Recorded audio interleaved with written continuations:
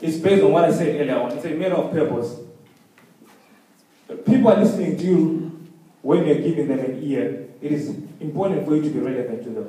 They can buy into your nonsense for the first 5 minutes or so. If they feel that the message that you're giving them is useless, if it's not well researched, if it's not well calculated, if it's not relevant to the time, to the context, if it's lies, or if it's something fabricated, eventually people see you for what you are.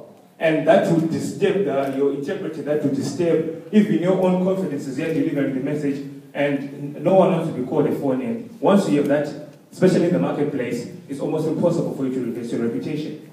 So, what do we summarize this whole thing to? There's just one thing that will help you to be a better public speaker. It's research. Research. I don't know how to ever emphasize this, and I'm speaking from my core. You just need to research.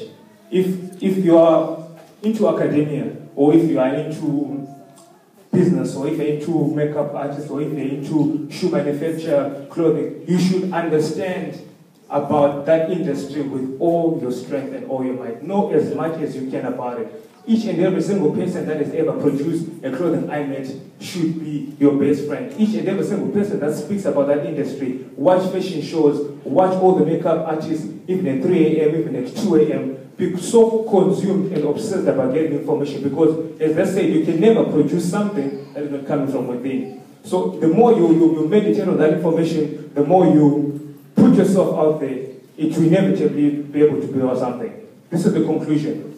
Most of you are not going to apply what I just said right now. It's unfortunate. Because you're going to go home and you're going to continue doing your normal rituals.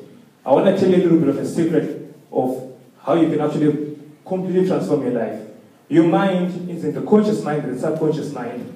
They work in a very mysterious way. Your subconscious mind just responds to the information that is gravity that comes into it.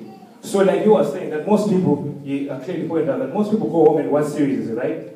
So if you go home after this conference and you watch a series for the next week, and then you listen to the message like this after 1 month, your subconscious is programmed to behave like the people in your movies or whatever, right?